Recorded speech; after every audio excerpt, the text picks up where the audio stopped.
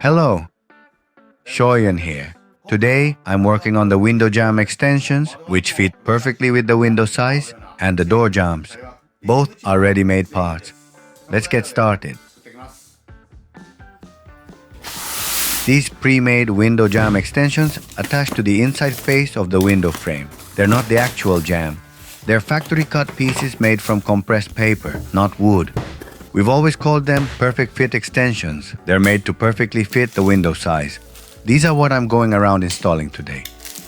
Normally, I'd use solid wood, plane it, take precise measurements, cut it to length, and install each piece by hand. But the nice thing about these is how precisely they're pre-cut. They even come notched for the angle trim, and like we always say, they're a perfect fit.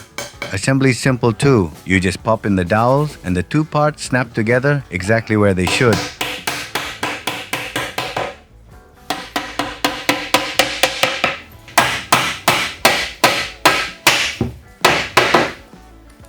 They even come pre-drilled for screws, so putting them together is a breeze.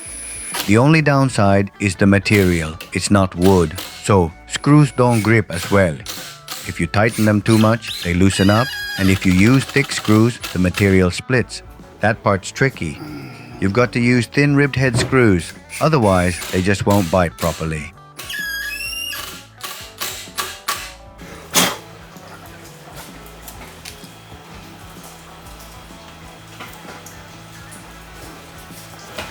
シール貼りが苦手なんや。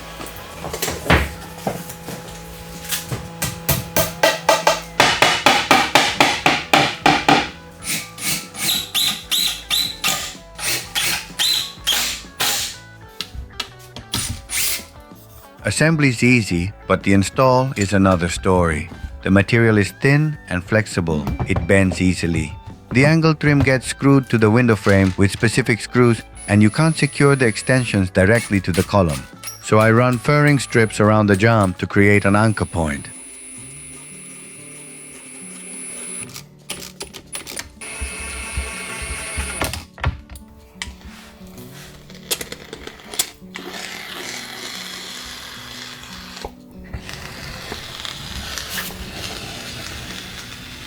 Before installing this furring strip support, I had already secured the straightest furring strips all the way around the window.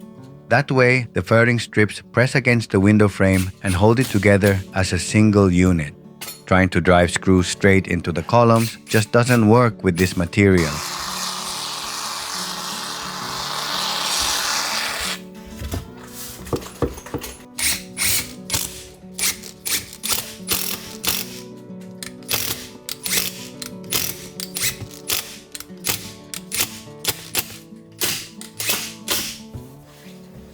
Modern Japanese homes don't really have big windows anymore.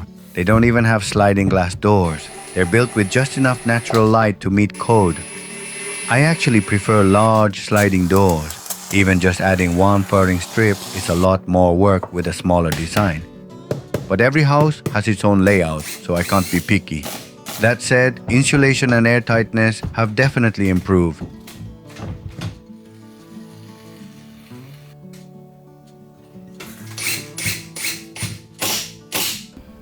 Now, I move on to the door jamb, or more accurately, the interior partition opening jamb. This one's ready-made too.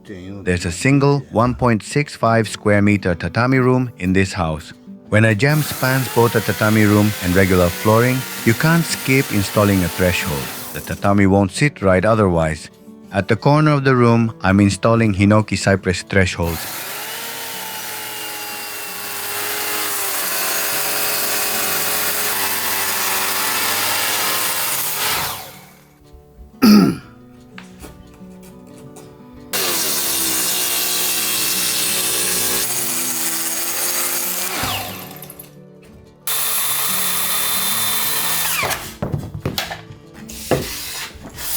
Actually, this was the only spot in the whole house where I used solid wood and planed it by hand.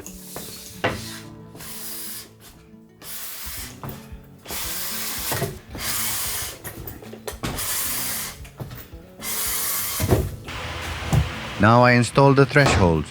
When I was preparing them, I had to notch one slightly to account for the sill. but I overcut it by just over a millimeter.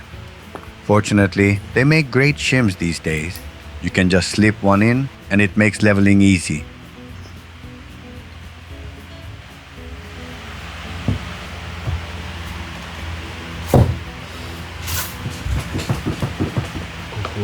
There's a rail between the flooring and the threshold.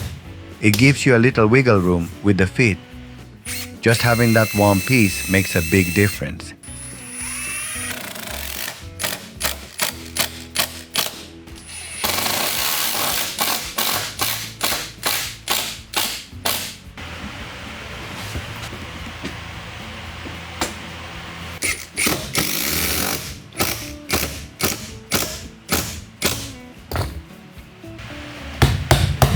Even with these exposed thresholds, we fasten them with screws these days. It's way easier.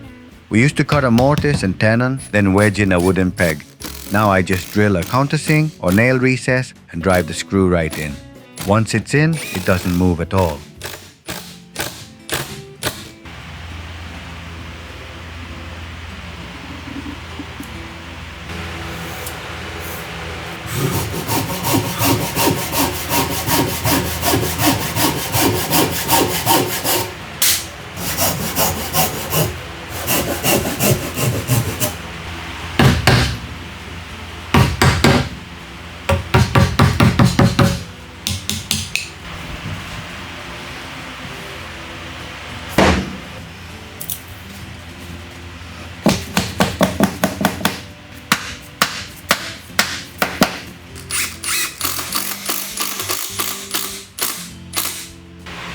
Now that I've finished installing the thresholds in the corner, I work on the last remaining floorboard.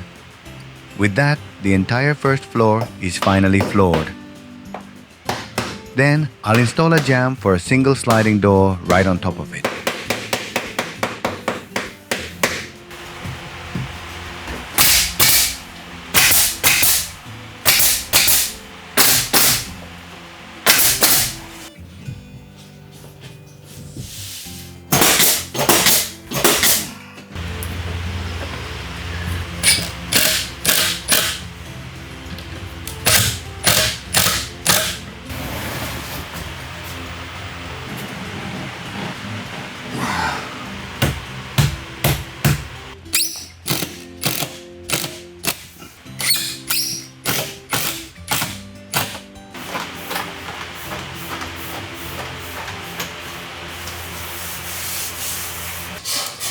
Next up is a 273 centimeter wide partition opening jamb.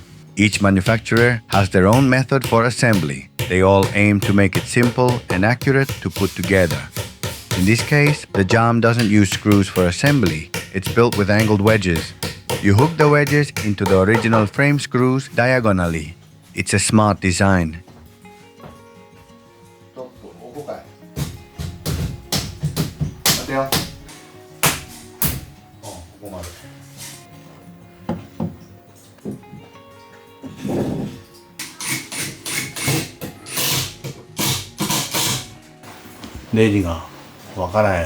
Even the screws themselves are clever. The threaded section is reversed just for the thickness of the jamb material. You tighten it first, then back it off slightly with a screwdriver. That pulls the jamb straight if it was pushed in too far. Basically, it means you don't need any shims. The screw itself acts like a shim. It threads into both the column and the jamb in reverse. And when you back it off a bit, it still holds tight. You can install it perfectly straight. These kinds of screws have been around for a while, but they're really well thought out.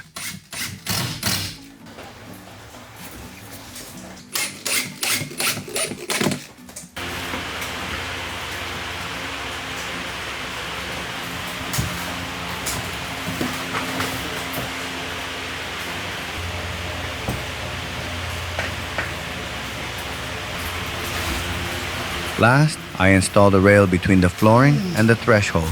But here's the thing, the screw hole for the rail ended up right in the center, where the subfloor panel and the threshold meet. Try to drive a screw there and it won't hold. So first, I hammer in a sacrificial wedge to reinforce the spot and keep the seal from splitting. Then I drive the screw into that. That way, the screw holds firm.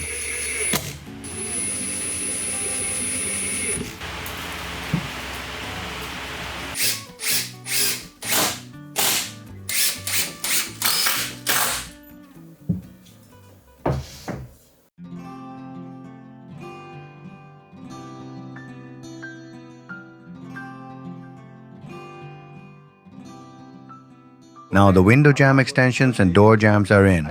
Now that those are done, I can move on to the ceiling and walls, finishing up each room. That's all for today. Thanks for watching.